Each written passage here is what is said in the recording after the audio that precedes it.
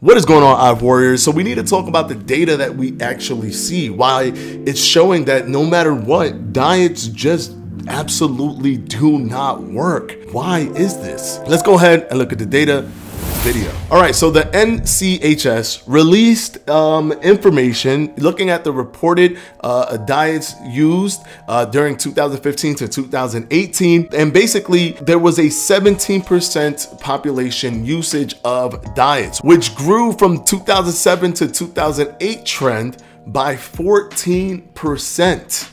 However, during that same time period, if we look at a study that was published in the Psychiatric Clinical North American Journal of the same time frame between 2015 and 2018, obesity grew by almost 40%. So obesity has kept climbing and climbing. Diet usage is climbing and climbing.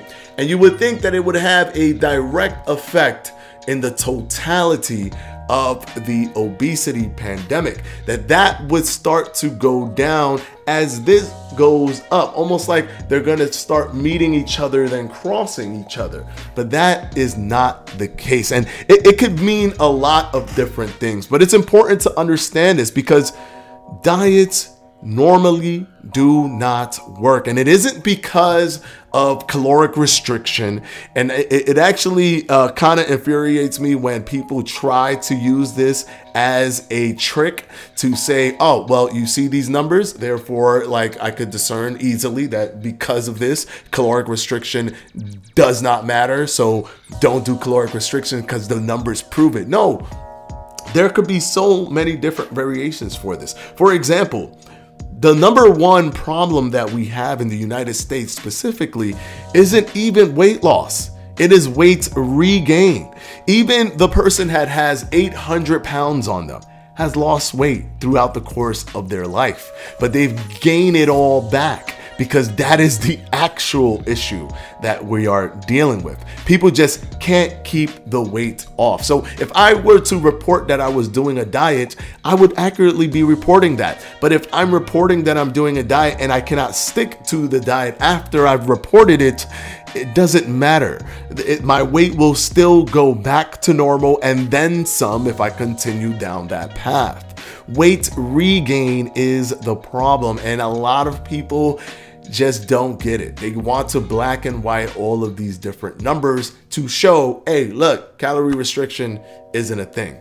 And that is just misleading. Now, the best thing that one can do is to find diets that you can stick to for the rest of your life. And these kind of data points from the NCHS and from the Psychiatric Clinical North American Journal kind of illustrate this, that if you can't stick to it, is not going to provide sustained weight loss. So these are the reasons why we'll see the obesity rate continue to grow, because it's not making a dent. Plus, population in and of itself is also growing. So there are more people now than there were people back then. So 17%, even though it's more than 14% of what it was a decade earlier, you also have to take into account the amount of people we now have, plus a bigger world or social media space for fitness. Fitness is huge in the social media world, and that also drives people's want and need to do diets or fitness. But it doesn't necessarily mean that they are sticking to it, nor that they are reporting things accurately. So this has been touched on by a few people, and I wanted to make sure that people understand that weight loss has never been the problem. We've never had a weight loss problem. Never. We've always had a weight regain problem. More than 50% of people who lose weight gain it all back, and especially during the holiday season timeframes because of obvious reasons, right? This is one of the reasons why I push intermittent fasting a lot, because it's an alternative. If you haven't tried it, it's an alternative. Now, if you've tried it and it didn't work for you, that's fine. But it is an alternative to things like being restrictive with your calories and paying attention to it. Intermittent fasting can help you be restrictive with calories without paying too much attention to it, simply by being at a caloric deficit because of your eating versus fasting windows. It keeps you from grazing. It keeps you from eating outside of your window so that you're increasing the calories. It creates more cognitive awareness of the foods that you're actually eating.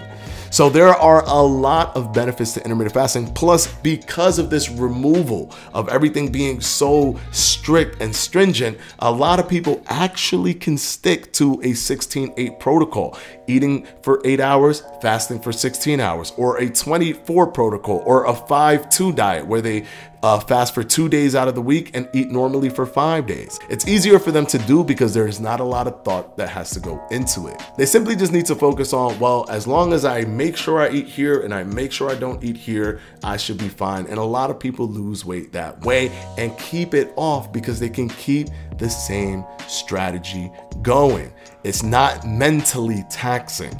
So hopefully this video opens your eyes to understand that even though diets reporting is going up, the obesity rates is going up faster than the diets that are being reported. So we need to make sure that people are sticking to their diets instead of using a diet to lose weight. I think that when they reach a certain goal, they're good to go.